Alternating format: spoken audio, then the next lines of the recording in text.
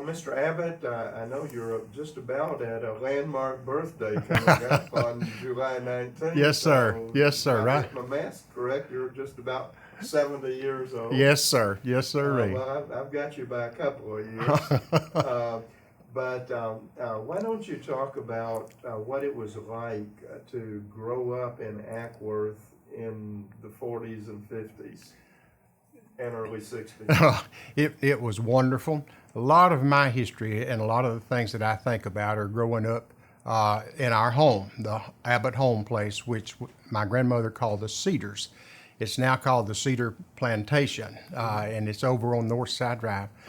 Our growing up years, my sister, Angela, who's 3 years older than I am, and myself had a wonderful, wonderful, loving, caring Christian parents, who loved us and just took care of us. And growing up in Acworth in the years, we would ride bicycles all over this town when we got old enough to ride bicycles. The house that we lived in there growing up until I was about 9 years of age, Mother and Daddy rented out rooms to help take care of things. It was very old. We had coal fireplaces that we burned coal in. My dad would come down to Acworth Ice and Cold here in town and buy sacks of coal. And we'd bring them to the house, and the bedrooms would have coal-burning fireplaces in them. We had a great big pot-belly coal-burning heater in the living room. And the living room, when that house, before it was remodeled, that living room was huge, and it had actually been a dance hall from Mr. Schufert, who had built that place years ago. And that's where I actually learned to ride a bicycle. It was a big empty room, and I learned to ride my bicycle in the living room of that house, so it was that large. A lot of our memories are tied to that house. I can remember in those years, because of the coal dust in the house, and we had a little kerosene heater. And when we wanted to go into the bathroom, Mother would light that kerosene heater. It had a glass bowl on it, take it into the bathroom, and so we'd have heat in the bathroom. And then when we wanted to come to the kitchen and have supper or dinner, we'd bring that little kerosene heater into the kitchen. And that was in the winter times when it was, so the house was not underpinned, and there were holes in the floor. And I can remember, we could look down through those floors and see the cats and the dogs playing under the house. Angela and I got a real spanking from my dad one day because he thought we were meowing at night, and we were keeping him awake. And so he came in and spanked both of us. And then while we were calming down, he heard the cats under the house crying and saw and had made the mistake, and it just crushed him. It just crushed him. When I was old enough to begin to ride my bicycle, I began to venture out. A lot of my memories were on a bicycle in Acworth during those years. All of us were. It was boys and girls, and we would ride all over town. We weren't supervised per se, but we were because everybody in town watched after us. If you did something across town, your mom and dad knew about it before you got back home, to be with them, to do anything. Many of us had dogs that would follow us. I can remember riding downtown on Saturday mornings in my bicycle to go to the Acworth Legion Theater. I believe it cost a dime to get in. And you'd go and you'd just park your bicycle or just lay it on the sidewalk out there. And you'd have all of the other people, all these bicycles, and then all these animals. Also, the dogs they would wait on us. They would just hang out and wait on us. And so in just remembering those type things, I had a lot of friends. Would ride up on to North Side Drive on further up Fowler Street and back in that area. Would ride down toward the beach and go in there and up on Collins Avenue. And each neighborhood was just full of a lot of children.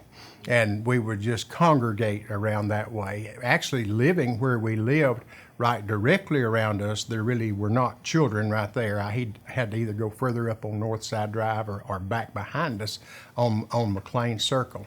But I mentioned our house being that we rented, and the house next door was the same way, which is the house that is now next to the mayor's house here. And then the mayor's home, where the mayor lives now, all of those homes, the owners rented out rooms in those homes. And we made a lot of friends of those people. I can remember school teachers living in our house, dump truck drivers living in our house, just a lot of different people living there through the years and made friends of that. Tell a little bit about, and you're a fabulous person to interview because once I ask a question, I could just leave the room. Whatever you need to do. Whatever you need to do. No.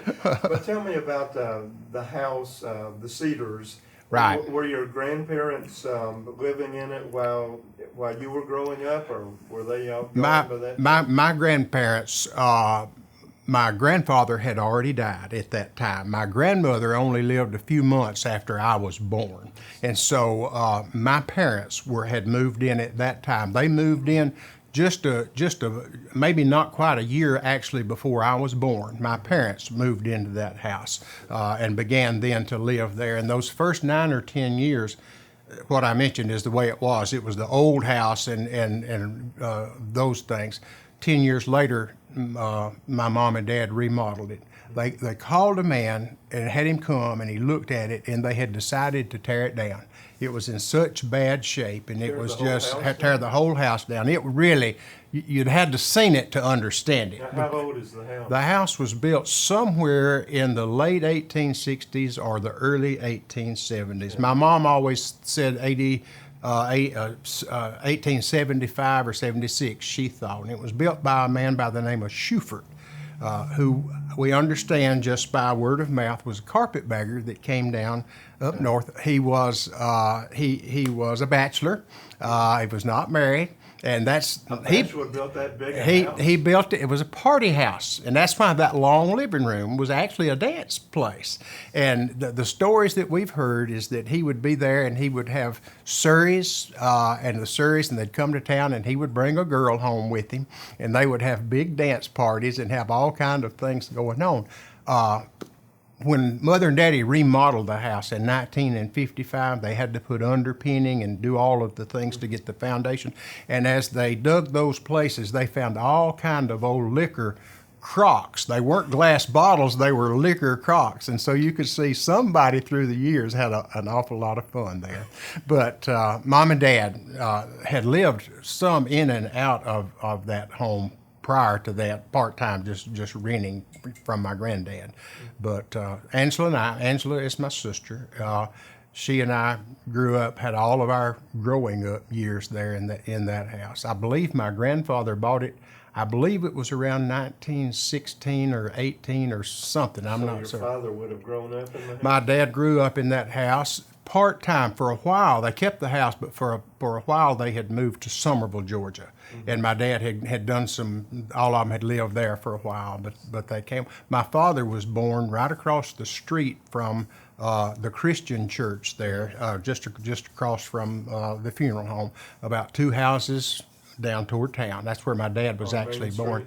Oh, across the railroad track. Yeah, across the railroad track there. He was born. He was born there. So.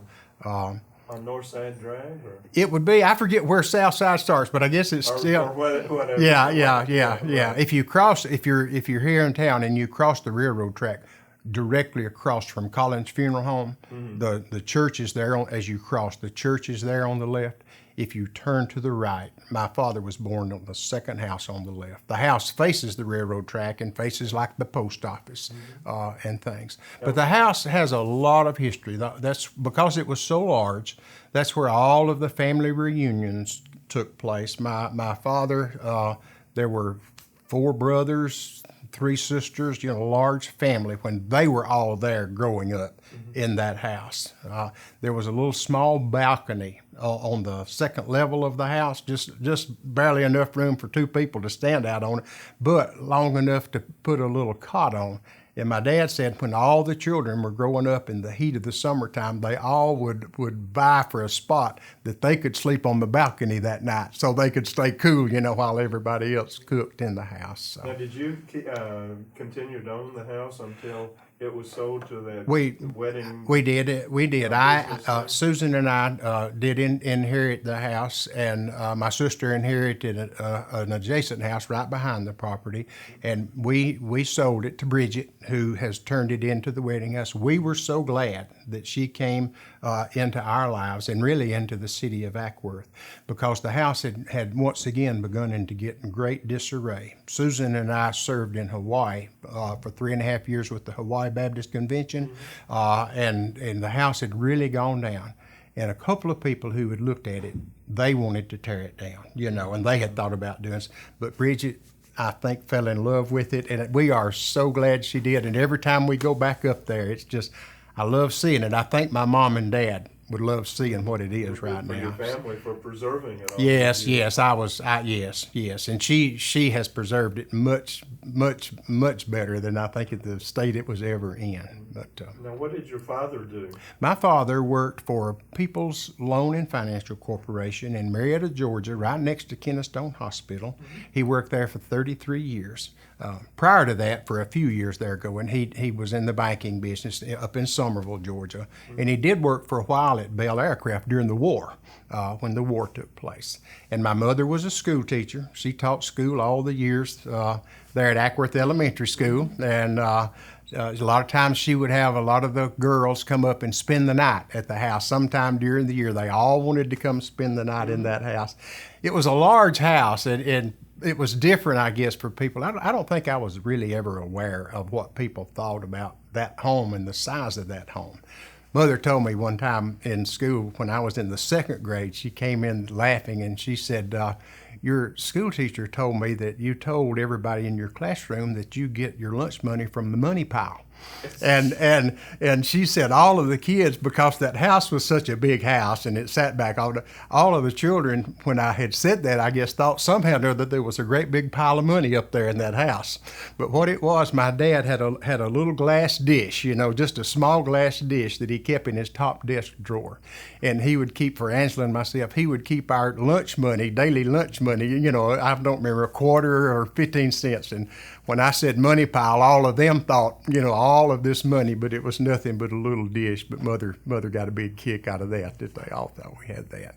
But she taught at Acworth for many, many years, and then my wife, Susan, we met in college at West Georgia College in Carrollton, and we moved home to Acworth, and Mr. Joe Hayes, who was principal at Acworth Elementary School, hired Susan right off the spot, and she had a wonderful, wonderful career there. Worked with Butch Price after Mr. Hayes had retired, and Mr. Hayes told me about Susan, that he knew he had found a teacher. We were young, we were just out of college. He said she was setting up her room, and he came into the room and started telling her some things to do, about do this and do that. He said she just looked at me and she said, "Now, Mr. Hayes," and she put her hands on my shoulders and she turned me around and she said, "Now, Mr. Hayes, there's the door, and I'll call you when I need you." And he said, I knew I had a teacher. And so just a lot of our history there. Well, it must have been interesting to go to a school where your mother was the teacher. It was most interesting. You could not get away with anything. Anybody and everybody knew what you were doing. When I was in the 8th grade, they only had 3 teachers. We had Mr. Hamilton, Mr. Bill Hamilton, and we had Miss Mary Edwards, and we had my mother. So I had to have my mother for several classes, and it was a very, very hard year. And we butted heads with each other, and I probably spent more time in the principal's office that year than anywhere else. A couple of times, Mr. Hayes, who was the principal, got me and took me over to his house. And I would go to his house and do a few things in the yard. His wife would give me a peanut butter and jelly sandwich. He was just getting me away from mother for a little while. You couldn't do that this day and age. And Mom and I laughed about that years later, but we both would have said that was probably the hardest year for both of us. But a lot of fun, but a lot of fun. And then you went to North Cobb High School? Went to North Cobb High School, and North Cobb, I think the first graduating class there was in 59. We finished in 64. But that expanded our horizons because many of us that started in Acworth Elementary School went all the way through to North Cobb. We all graduated together. But when we went to North Cobb, we began to meet people from Kennesaw because the schools had been combined. And we began to make some really wonderful new friends. I got very involved in sports.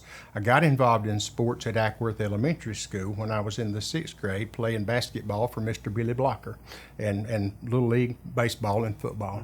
But at my North Cobb years, I loved sports, and I was very, very involved in sports. Coach Matthews, Coach Sewell, Coach Henry Nettles, just a number of men, Jerry Ingram, influenced our lives.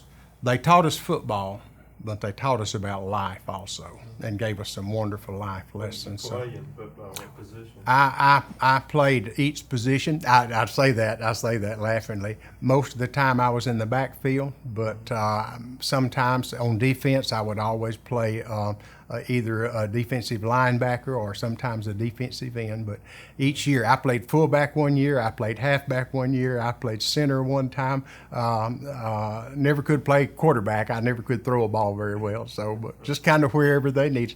North Cobb was still small at that time, and there was a lot of days that we had a hard time because you had to play both ways. You had to play offense and defense, and there were some games we'd be so tired it was very hard to find substitute, to do. But a lot of good friends and a lot of great memories. Played basketball? Played basketball. Might not have been the best basketball player on earth, but we did play basketball. One of our largest rivals was Sprayberry High School, which is where Susan went to high school. We did not know one another in high school. We met in college, but they were some of our biggest rivals. But I played basketball, and just lots of good memories there. Coach Russell, Coach Jerry Ingram, just led us and did a lot of things with us there. What did you do in the spring, baseball or track? At that time, we did not have a baseball team at North Cobb, and the track team had just begun. So really, I kind of dropped out of those things at that time. We had church league ball here when we were growing up as we were young, and then some of the little league. But when I got into high school, I never followed into any baseball or any of that. Yeah. Did you know Mr. Sprayberry? Mr. Sprayberry very, very well. Mr. Sprayberry and Miss Sprayberry and my mom and dad were very, very close friends. All the work that he had done with Cobb County Board of Education and the many things, he was instrumental in helping me get some summer jobs with the Cobb County Board of Education when I was a teenager and work. One of my memories of Mr. and Miss Sprayberry is when I was 15, my mom and dad went to my grandmother's in Somerville, my mama's mother, and I snuck the car out. I got 3 of my friends, and we got the car, and we had to say I didn't have a driver's license, so I'm not to have the car. Went to some of our friends out in the country, George and Tom Kimber, and on the way home, we wrecked the car. And it was about 10:30 or 11 o'clock at night, and you can imagine the horror going into my mind and all of what was what. Now, it was drivable, but I didn't know what to do, and I was scared to death, had a great deal of respect. So I called Mr. Sprayberry at 11:30 at night and told Mr. Sprayberry what I had done and asked for advice and asked what to do. And he came and he made sure that I got on the phone and called my mother and daddy, told them what I had done and that he was there and everything was okay and all. But I really dreaded the next day when mom and dad came home and paid the price. But no, I had great parents, and they knew how to discipline us and how to love us at the same time. Was Miss McClure teaching at Acworth? Yeah, Miss Fannie B. McClure taught me in the first grade, and we had a lifelong loving relationship. And Susan took Miss Fannie B's place. When Miss Fannie B retired, Susan went into her classroom, and then she and Susan stayed great friends, through all of that. Loved Miss Fannie B and her sister, Miss Charlotte. Miss Charlotte was our guidance counselor when I was at North Cobb. I kept her busy too, but Miss Fannie B has a very special place in our lives and in our hearts, and very, very much. Which church did you go to when you were growing up? I grew up in the Presbyterian church in Acworth. That's so many of my early childhood memories. My mother and father were very active there. My grandparents had been very active there. And that's where I would go to Sunday school and vacation Bible school to start with. I can remember all the different preachers. One thing I remember about Acworth Presbyterian Church, and it was full of people at that time, and I've learned this because I'm now a minister also. When the children are in there and you think they're acting up and they're drawing in their pictures and they're doing all of these things, and you think they're not paying attention or they don't hear anything that's being said, they really are. Because it was in that little church when I was 9 or 10 years old, I was sitting back there doodling and drawing, but I heard the preacher say something. And I looked up and I listened, and in those moments in that little Presbyterian church was the first time that I really, Mother and Daddy had taught me about Jesus, and they had told me all the Bible stories and all of these things. And I knew that I was to love Him. But in that moment, in that little church, sitting there doing that doodle, I listened to that man. And that's where my personal relationship with Christ began, right there. He was now my Savior too. So that's where that began. But we only had church there on Sunday morning. We didn't have anything else. And so the Baptist church had a lot of other activities, and the two churches are right next to each other. A lot of my friends went to the Baptist church, and so I started to go to the Baptist church in their RA program, which is a little mission part of the Baptist church. And I would go there and be a part of the RAs. One of the reasons I went to RAs is they had a ball team, and I liked to play ball. Now, this is when we were children, so I went to the Baptist church and played ball. When I was in the 7th grade, a little girl that went to the Methodist church caught my eye. And so they had Sunday night church. And so I would go to the Presbyterian church on Sunday morning. I would go to the Baptist church on Saturdays and play, and then go to their RA things. I believe it was on Wednesday night. And then on Sunday night, I would go to the Methodist church. So in a way, I guess you might say I went to all. You were ecumenical. I was, and I'd like to share a brief little story about the churches years later, because I have not always been in the ministry. I taught school for a while. I ran Pete's Furniture and Television here in Acworth for quite a number of years. Did some other things. But when I began in the ministry, I began as Minister of Education and Administration at First Baptist Acworth. And we were there for nearly 10 years. And one Sunday morning, when I was there, I was not the pastor, so I wasn't preaching. I had other duties. One Sunday morning, we got a phone call there during the Sunday school hour, and it was Mr. Billy Blocker from the Presbyterian Church. Their pastor had gotten sick, and he asked if I could come back and perhaps preach for them that morning. So I got the okay from our pastor to step back there and preach. It was the Christmas season, and so I went back there, to share. As soon as I walked in the church door, I saw the Advent candles up on the altar there. And I'm thinking, and it's been a long time since I've done, I could not remember the order of the Advent candles or how you handle that. And I saw it in the bulletin, and I thought, what am I going to do? So I told Mr. Blocker, I said, Mr. Blocker, I said, I have totally forgotten. I said, I do not know how to do. And he said, Bill, wait just a minute. He said, I'll be back in just a minute. And he went back and he got his overcoat, and he came back with an order of service from the Methodist Church in Marietta, Georgia, where Sam Matthews is the pastor. We were all good friends. Sam, we grew up together. So he brought the Methodist order of service out, and he said, it's right in here, Bill. And so I told him that morning, I said, this is really a God thing this morning. You've got a Baptist preacher preaching in a Presbyterian pulpit using a Methodist bulletin to take care of the service. And later, one of the men said, Bill, I figured it out this morning. He said, you are a Metho-Baptarian. And so but we all did. And the children, we went to all the different vacation Bible schools. To the different churches here. We would, I guess our moms and dads wanted us out of the house for a while. So, and some of those lasted 2 weeks. You mentioned the three, but you had mentioned the Christian church earlier. How did that fit into the equation? I did not actually attend the Christian church. It was there, and we would always go back and forth, and go across the railroad track there sometimes and do. But I really did not know anyone in the Christian church at that time. There are other churches, around the area that I had been in. The three that really impacted me personally were those three, and Mars Hill Presbyterian Church. At that time in my life, Mars Hill was still a wooden structure, and I remember going out there for revivals. The Acworth Presbyterian and Mars Hill were sister churches, right. And years ago they shared the pastor. I can remember going to revivals at Mars Hill when the windows were wide open, and you'd see people sitting in the windows, and the floors were wooden, the pews were wooden, and just some of those. In the Presbyterian church here, when I was probably 7th or 8th grade, I'm not sure what, the windows still opened there, and you could look out. And what I remember is when Acworth Beach opened, and I don't remember, but I was young, but I can remember sitting back there in the back, and that window was open, and I would sit there and I'd watch all those cars headed to the beach. Oh. And I would be sitting in that church wishing I was in every car that went by. So, oh man, some of those. When I think Mars Hill was older than Yes, Acworth. yes, sir. Actually, Acworth was a mission. Right. Yes, sir, it was. Yes, sir, it was. Yes, sir, it was. But I hadn't heard before about sharing a pastor. How did that work out? Well, back in those days, they just early on, and I presume that was when Acworth was getting started, that the pastor would preach part of the time and I don't know if he alternated every other Sunday or if he would do one at one time and come to the other one. I do have that somewhere in the history because my mom did a history of those churches, and I have to go back and research it. But So there was a time when they didn't meet every Sunday at I- Acworth Presbyterian?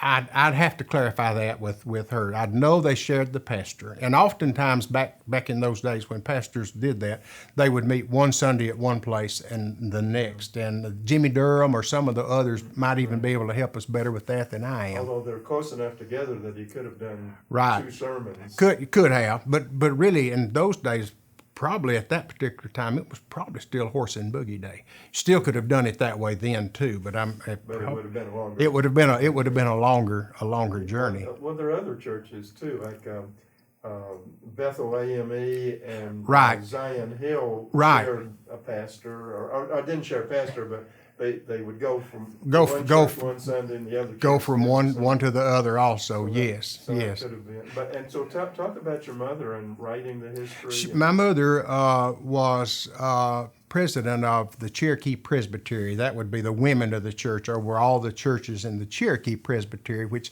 I don't remember everywhere it covered. I think it went as far as Dalton and over into Woodstock, a lot of North Georgia. She was Northwest Georgia. She was very active in that all her life. She enjoyed history, and so she did a lot. She and several ladies. There were about 5 or 6 ladies that worked on a history of the Cherokee Presbytery and the churches of the Presbyterian churches and influence. She also has somewhere a briefer history of many of the churches here, which talks about the Christian churches and Bethel A, and so those, and we have those documents somewhere. I would have to research to find them. So, but she loved to learn and to read about that, and a lot of the people in those churches, in every one of those churches, just as well as our school teachers, really influenced all of us children who were growing up here. We were loved by all of them. We were disciplined by all of them. We were instructed by all of them. How segregated were things in Acworth? Did you ever go to Bethel AME? We did not. And things that when I was growing up were very, very segregated. And I heard Dr. Charles Allen, who was at one time years ago a Methodist minister here in Acworth, and I think began here in Acworth, went on to become a Methodist minister, some of the largest. I heard him say one time, and this was years later in a book that I thought about myself. He said when he was growing up, he said, I was prejudiced, but I didn't know it. And he said because everybody that he was around, everybody was white. Everybody was the same color. And it's kind of the way it was here at Acworth. That there wasn't that feeling of anything, but it was just very segregated as we grew up.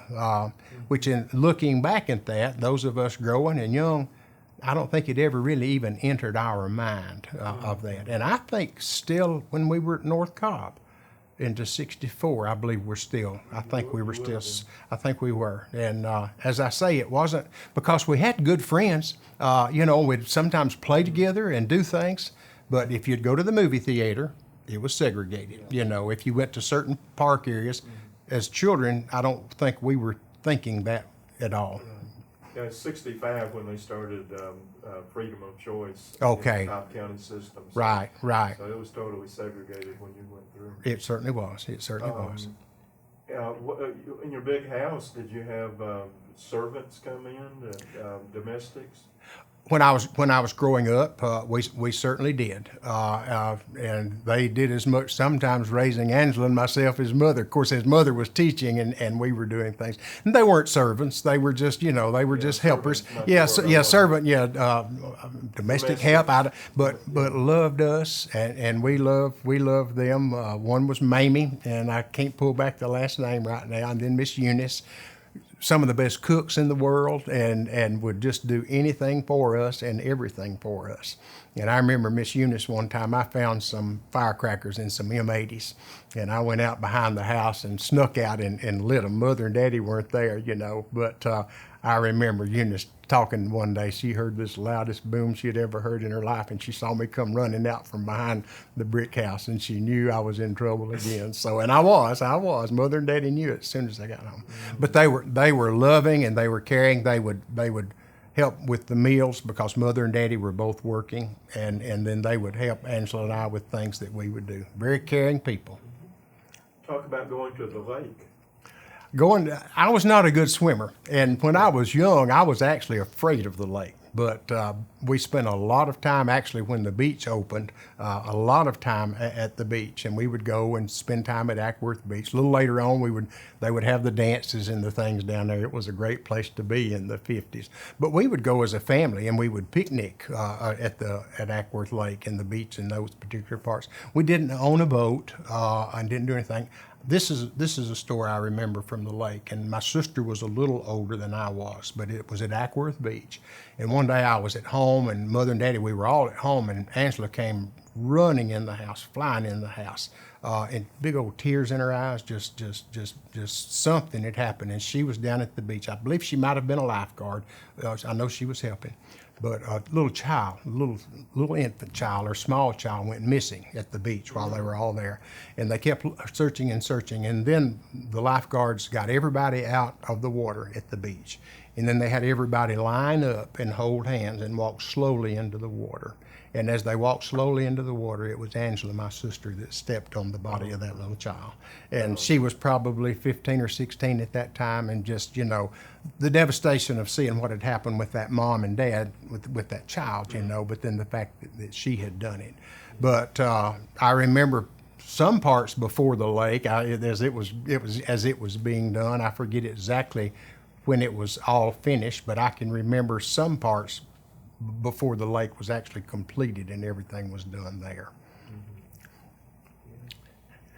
Well, so you went to West Georgia for college, and then I understand you had a furniture store? I did. As I said, I went to West Georgia College in Carrollton, Georgia, and that's where I met my wife, Susan, and that's where we were married and came home. I taught school for a few years and realized that was not my calling. And as a child, I had worked for Mr. Ralph Dunn here in Acworth. He owned a number of businesses in this town, and I was a sack boy at his grocery store at one time. And at that time, he owned a furniture store here. And I was searching and struggling and trying to decide. And I had sold furniture at a furniture store while Susan and I were in college after we married. That helped help us along in our college and things. And he owned Pete's Furniture here in Acworth, and he had decided that he wanted to sell it.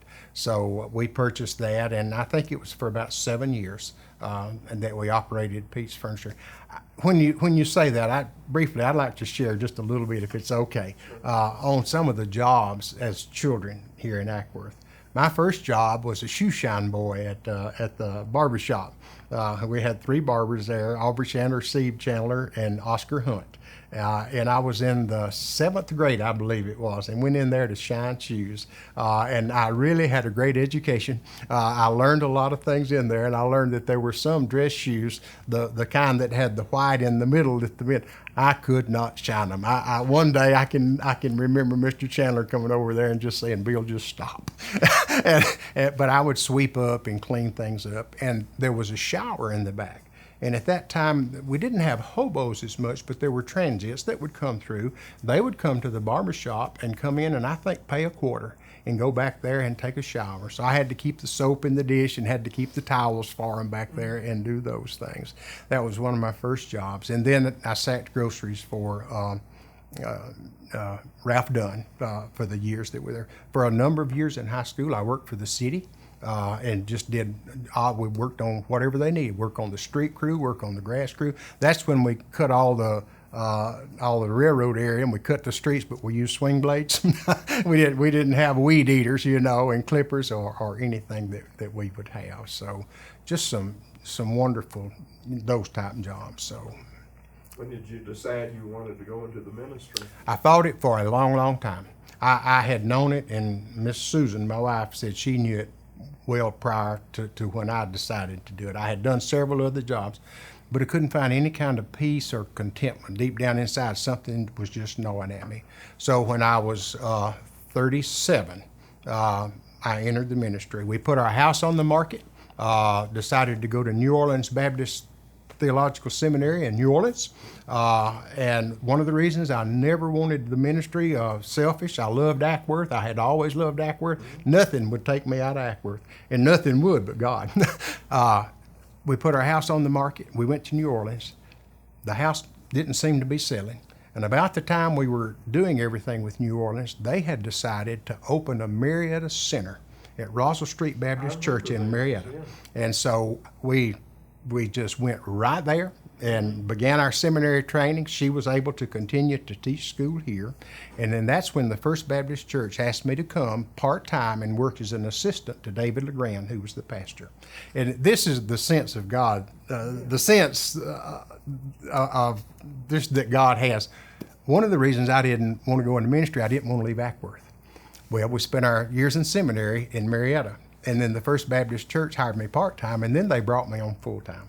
So my first 10 years in the ministry were right across the street from where we lived. We lived just across the railroad track in the home that's right next to where the mayor lives now.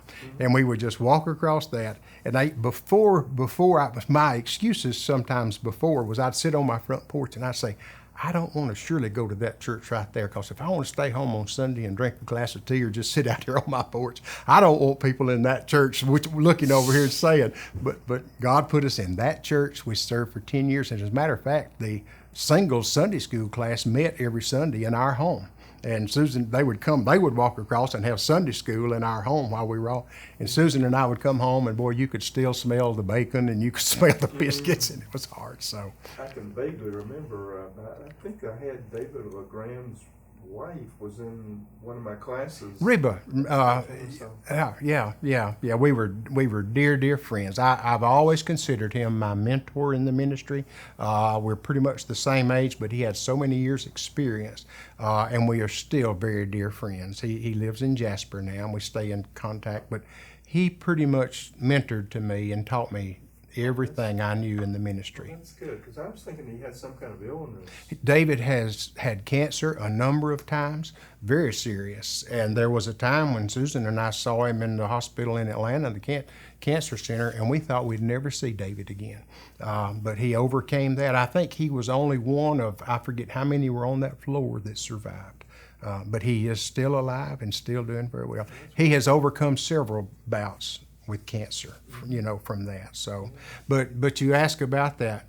I have always had a love of missions when you were talking about ministry, always. And Susan was born in Hawaii and grew up part of her life there. Her dad went there to start the first IBM office, and her mother was a nurse, and so she was there as a child. She had tried for 20-something years to get me on an airplane, and I wouldn't fly. I was scared. I was as scared of an airplane as I was the water. But we went one time, and just doors began to open. And then there was a point when they contacted us and needed help there. And because of my love for missions and the Southern Baptist Convention, and we went there, and we spent a number of years there and just fell in love with it. If I'm doing my math right, you were 37 about 1983, going to the ministry, and if you're 10 years at Acworth, so this would be like in the 90s? Yeah, we went to Hawaii, 93 to 97. We were in Hawaii. It really was not quite 4 years, but it was 93 to 97. We were in Hawaii. And we just watched, but God built a church and a preschool while we were there. That was part of our journey. Their pastor had just died. And so we went into a situation that was very loving. Susan directed the preschool and led the preschool, and I was their pastor. As we met and interviewed with them, they fell in love, and everybody always does. They fall in more love with her than they do me. And they said, we'll hire you. If she'll come and be the preschool director, we'll hire her, and you can tag along and be our pastor. And so, but we had a great relationship. While we were there building that church, we were there almost 4 years. Teams from all over the mainland, people from North Carolina, Florida, came to help us build. And teams from Alabama came to help us build. And we created a close relationship. And when we came home, we had to come home. Susan had a younger sister, just a couple of years younger, that was terminally ill. And her dad was almost 90. And the people that were helping us with them here said, you need to come. And so we came back, and Susan was able to spend quality time with her sister before she died. But the people in Alabama that we had created the relationships with found out we were back home and found they needed a pastor, they needed a church there. And of course we came home without any ministry. And so we went. We've been there now almost 18 years. Excuse me, I served in one church there for 10 years at the James Memorial, and for the last 8.5 to 9 years, I've been doing interim ministry with churches in the Etowah County and others. We did get to go back and spend all of 2009, that entire year, back in Hawaii, doing interim ministry there. I'm involved in interim ministry now in Gaston, and we had a phone call on the way over here wanting to know if we could come back to Hawaii and do an interim ministry. I told Susan, I wish it had come a month ago. But it's ministry for us is a love. We just love sharing the love of God and just sharing Jesus with people right and left, and it just blesses our hearts. Well, having just, in my church, has just gone through an interim pastor for the last 19 months. Okay, so yes. And, that's a wonderful calling, I think, to be an interim pastor. And it is a calling. It really is. Two people influenced me is in that, and I can't remember the name of the first gentleman, but he came to the Presbyterian Church at Acworth when Susan and I were young, and I saw what he did in that church. And then Bud Abbott, no relationship whatsoever, but he pastored the First Baptist Church in Smyrna for years, came to First Baptist Acworth as an interim, and I saw what it meant. And I told her, I said, if God lets me live long enough and I've got health and my brain is still somewhat working, I may like to do that someday. So God's blessed us there. He really has. I think it takes a special personality to first go into a place where you don't know anybody, and Yes. then establish warm relations, and then have to almost immediately cut them. It is. It's very emotional, and Susan will tell you the very same thing. We fall in love with them. And it is very emotional. But I did go back to school and get training, get courses in that, so that I was prepared. I really wanted to be able to do it, and I wanted to be able to do a good job with it. So I did go back and take courses at school to be able to help me be able to know what to do and how to do it. I understand that I think you may have implied to James Albright when he was talking to you that some people may have been surprised that you got a calling to the ministry. Well, people that knew me growing up in Acworth, and I was not, wild, but we were all kids at Acworth. That car and That's right. set off the That's right. fireworks. And there were some people in town who had banned their children from ever getting in the car with me. They would not allow them. They would not allow them to drove ride with me. fast? I did. But now I had an old car, so it didn't go very, very fast. But it didn't have to go fast to do a whole lot. When I wrecked that car, 51 Ford, this was 1963, I had to pay for it to have it repaired. And so I talked my mother and dad into letting me paint it the color I wanted to paint it. And it was this green Ford that my parents had since 51. My mother drove it back and forth to school every day, so they let me paint it. I had it painted fire engine red. And you'll never believe what Mother said, the comments, the first day she drove it back to school and came in that fire engine red Ford, so from that. But I did have a reputation. The first time I preached a message, I preached at New Salem Baptist Church in Kennesaw, Georgia. A good friend of ours was the pastor, Stan Wilkins. He's now at home with the Lord.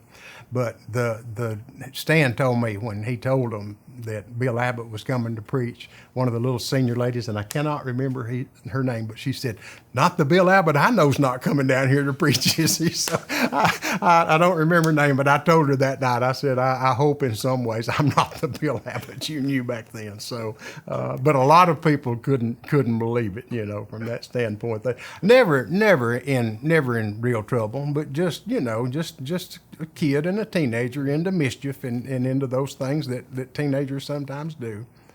Now tell me about the pedestrian crossing and your father's When relationship to them. through all of the years there was a railroad crossing directly across from the First Baptist Church that connected that whole end of Northside Drive really with town. There was one a little further up, but that's where everybody would cross the railroad and come to town. And many of us would walk on Sundays. We'd walk to churches, and during the week there were people that would come and walk across that railroad crossing and go to the post office. And so, and when the railroad was working and doing some things, I don't remember the exact years, but that crossing as well as some others were discontinued. And so for a long time there was nothing there whatsoever. And my dad would come down there, and he would see Miss Waits and a few of the other senior adult ladies who had forever walked across that crosswalk right there on the river, trying to get across in the rocks and you know, just the rails and all, and try to get across, and he saw it.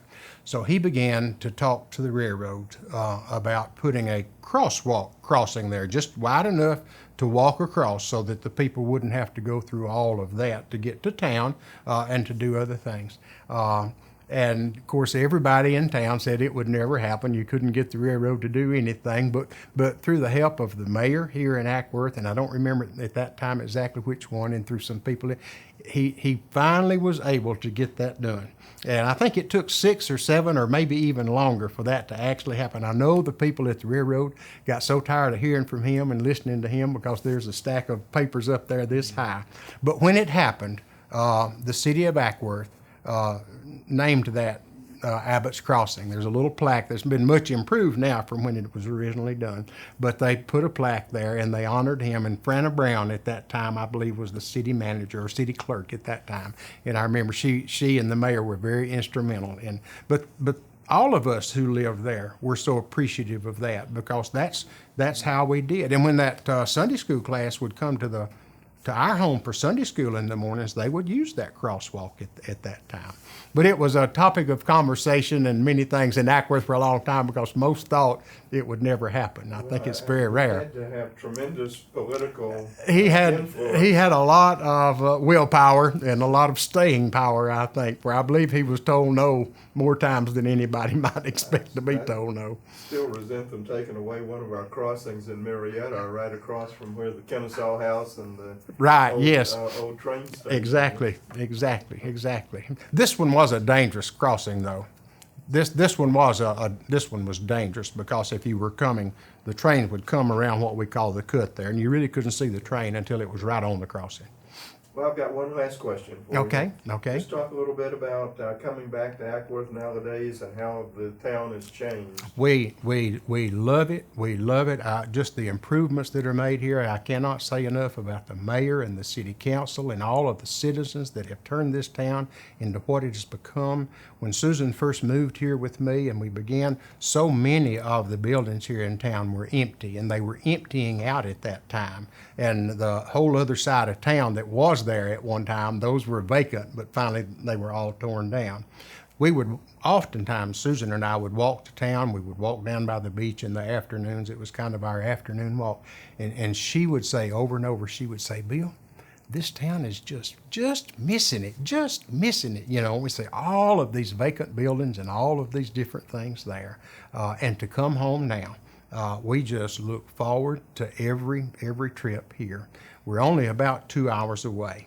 And we come back, not as often as we would like, but we do come back.